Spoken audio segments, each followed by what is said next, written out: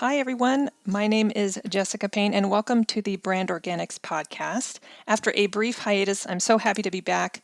And today, I'm actually just going to jump right in. Today's podcast is actually a re-recording of one you probably heard a little bit earlier this year, and it's on a subject that you've heard me talk about before: how to inspire action on social media.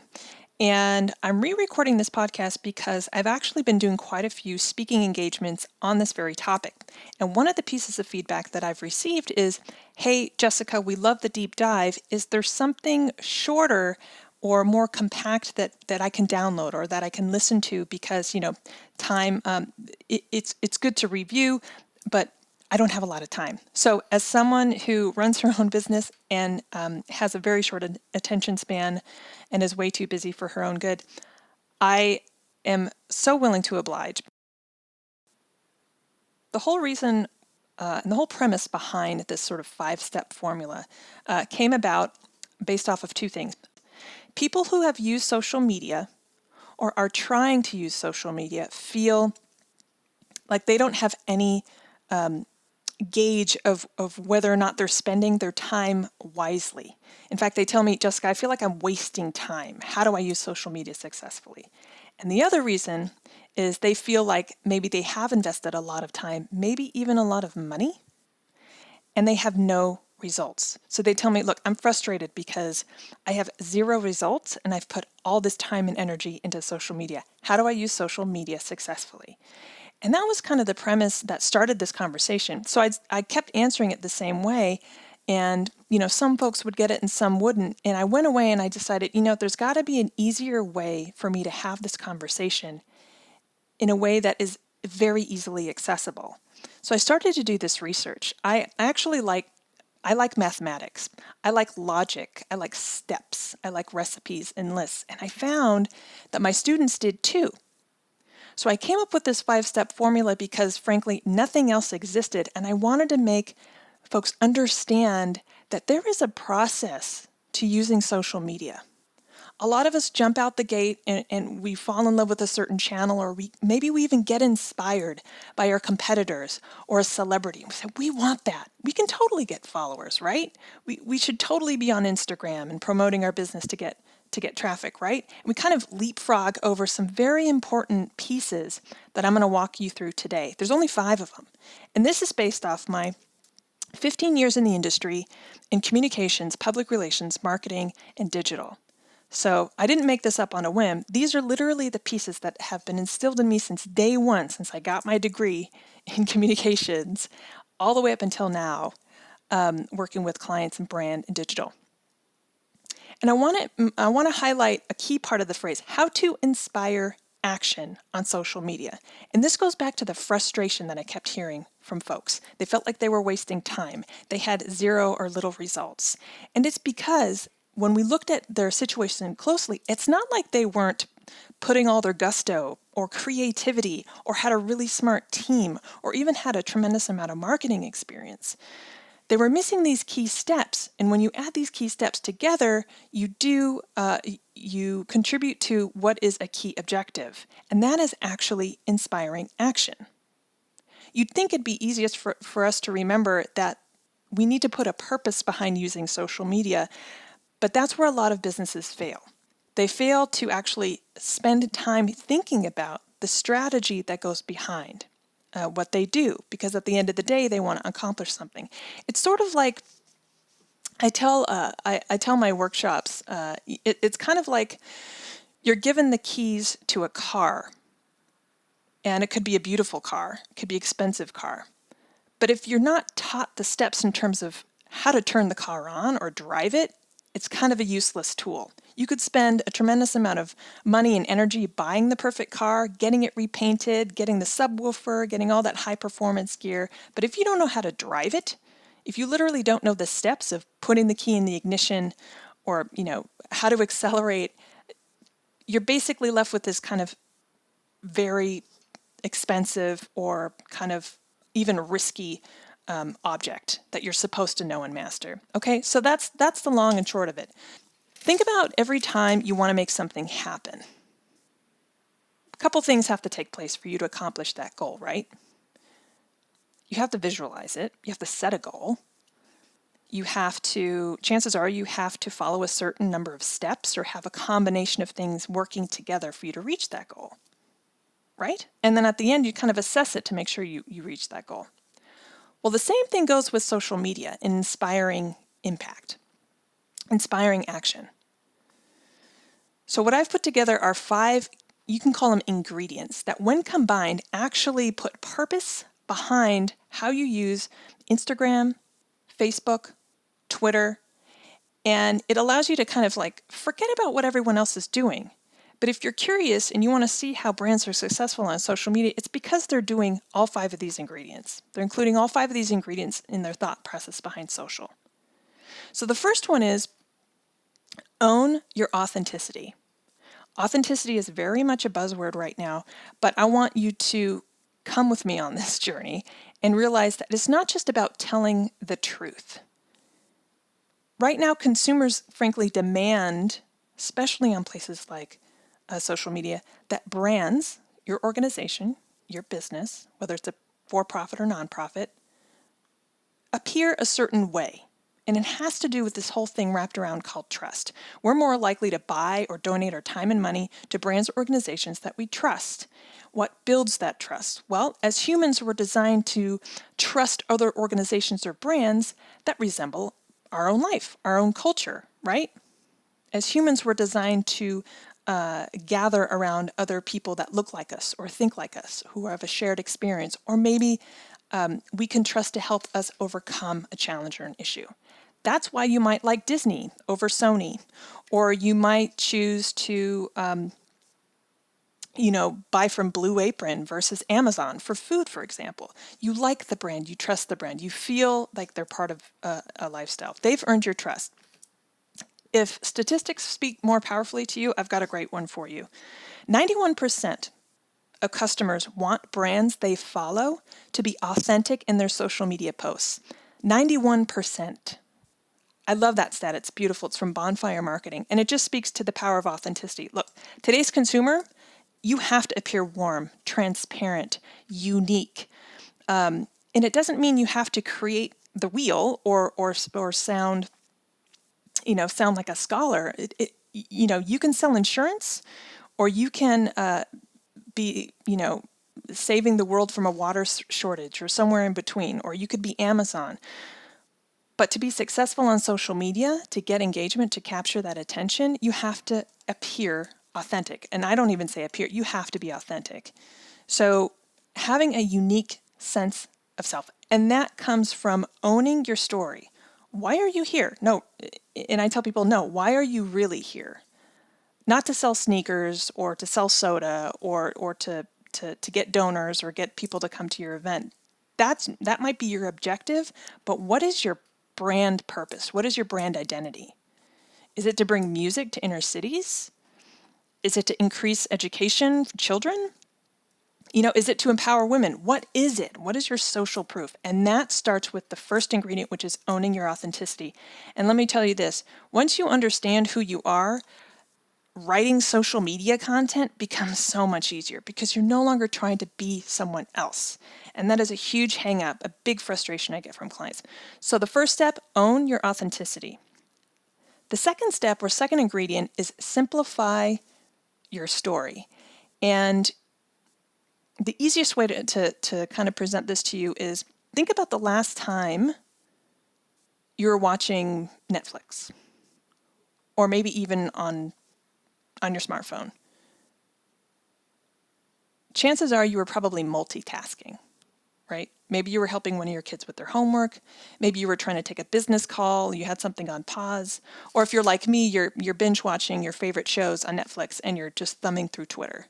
It's something I actually love to do during breaking news, or like if there's an award ceremony that's on, I'm on Twitter trying to refresh the hashtags while trying to watch TV at the same time. It's weird. It's crazy, but that actually is one of my favorite things to do to wind down. It's weird. You'd think I would actually just choose one thing. But I love just kind of veg and watch TV and multitask. Well, here's the thing. If you think about today's preferred, the way humans prefer to use technology, more people have a smartphone than ever. More people have a fragmented attention span than ever, and more people actually prefer to multitask. So think about that fragmented attention span you have. A friend of mine told me the other day, she has millennial children. So folks, kids really just graduating college and then their younger siblings. And she said, if you can't get your message across under one thumb scroll on a smartphone, you've lost them. And that's true. If you think about, another thing, stats, if you advertise on Facebook, mobile ads perform almost like 80%, above 80%, whereas desktop ads don't perform. It's because people are on their smartphones. So my whole reason for this and simplifying your story is you have to think, yes, keeping your character count to 140 characters or less or whatever on Twitter matters, but you also have to think of a few things. We have a shortened attention span. You want to communicate in a few sentences or less, and imagery or video tends to engage exponentially more. So when you're talking about bringing your story forward, you have to think in a way that you just are competing with folks who just do not have a great attention span. So if you're trying to get a new customer or even rally the attention of a current customer, you have to keep your story crystal clear. Here's a great stat. Mobile offers or coupons or deals offered via a mobile device, via an ad or something you see on a smartphone, they convert at 10 times more frequently than print offers, right? That's because we're all on our smartphone. So when in doubt, I always tell people, when you're writing social media content or you're building a website, build it for a smartphone. And if it's mobile friendly, then you're on the right track. So the third ingredient is to connect through emotion. And you don't have to create emotional posts. You don't have to make people cry or even belly laugh. If you're insurance, you're going to be tapping into other emotions, than folks who are into maybe cosmetics, right? If you're in insurance, it's stuff about security, peace of mind, versus if you're cosmetics, you're going to be talking, everything from beauty to empowerment to independence, right? You're going to be tapping into these emotions, these aspirational emotions that people will be looking for. When again, it creates an affinity for your brand. It creates that trust.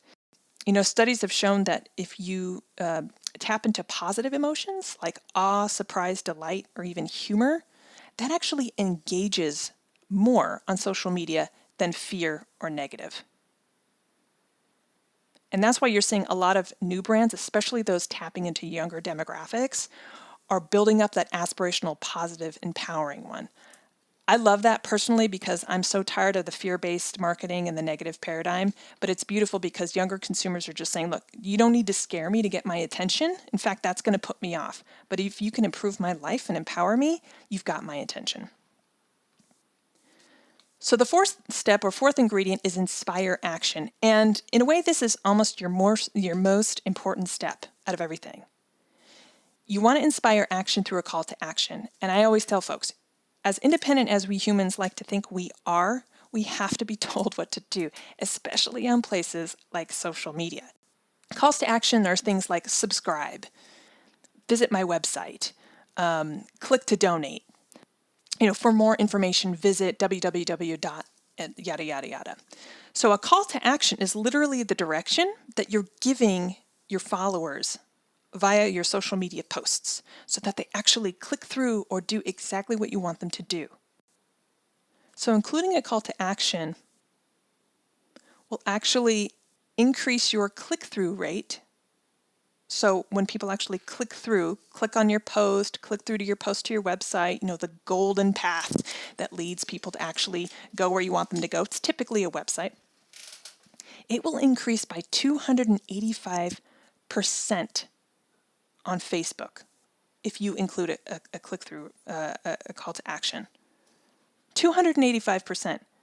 That source is from AdRoll. It's one of my favorites. It's like, we all know we should include a call to action, yet I see even big brands forget to do it. You spend all this time telling your story, simplifying it, connecting through emotion, using powerful imagery, maybe even have an amazing video, and then you forget to tell people what it is you want them to do. A call to action doesn't always have to be click through or subscribe. It can be leave a comment, or tag a friend, get them to actually do something, and you will see that engagement increase. And I want to spend a little bit of time on this because engagement is always, typically tends to be a big objective for brands on social media. You have to have that social proof. You have to show that you actually are alive and engaged, right? So my tip to you is the fourth ingredient: include a call to action. And again, this is actually going to increase the probability of you inspiring whatever action you want them to take on social media exponentially. On Facebook, up to 285%. All right, so step 5, the last ingredient, and then I'll kind of tie it up for you here. And again, if you have your cheat sheet open, you'll find I'm tracking right to this. So what you can actually do is take notes, print it out and actually take notes or write it out, whatever helps you and your team. Step 5, or the fifth ingredient, is measure impact. You'd be surprised at how many people just sort of set it and forget it. People don't always discover your content out the gate on the first go. In fact, sometimes you can experience even greater engagement in like sort of these secondary waves. As people discover your content, then they share it, and then the awareness and the engagement increases exponentially. Well, your engagement can too. And it's a huge opportunity because I've spoken to clients who, the first time they bring me in, they want me to do a social media audit. So I'm looking at their channels and I'll be like, did you notice that 2 weeks after your promotion, you peaked again? But from our conversations, you never went back and kind of took advantage of this audience. And the look on their face is somewhere between embarrassment and shock and frustration. So this data was here. And the beautiful thing about social media, especially on places like Facebook, you can pretty much track, and Google Analytics, you can track analytics almost in real time, which is fantastic. Zuckerberg and his team have made tracking analytics on social media not only kind of powerful and easy to interpret, but you can act on them. And that's really powerful for a brand. So your fifth step, your fifth ingredient is measure your impact. And as I like to say, assess, adjust, and accelerate, because I don't want you to lose those golden opportunities to take advantage of all this steam, all this momentum, all this hard work that you've put in, because you could be missing out on sales or donations or anything. So that should wrap it up. How to inspire action on social media. Keep this recording handy, keep the ebook handy, print it out, give it to your team, and I guarantee you're going to be witnessing sort of two things happen very, very quickly. You're going to be more efficient on social media. You're not going to feel like you're wasting time anymore. In fact, all of the time that you put behind social media is going to be more strategic because you're automatically approaching it in a way that is designed to inspire action, to inspire an outcome. It's the same strategy I use for my business and I use for my clients. Okay? And the second thing is you're going to start to see results, which is what we're after at the end of the day, right? Thank you so much for listening, everyone. Again, this was a companion piece to a new cheat sheet I've put out called How to Inspire Action on Social Media in 5 Simple Steps. So don't forget, I'm actually going to link to where you can download that cheat sheet for free. So thank you so much for listening again. This was the Brand Organics podcast. If you have any questions for me about the show or about the cheat sheet, you can always reach me at my website, which is jessicapayne.us. You can also find me on social media. I'm on Facebook, Instagram, and Twitter. So have a great week, everyone, and I'll see you next time.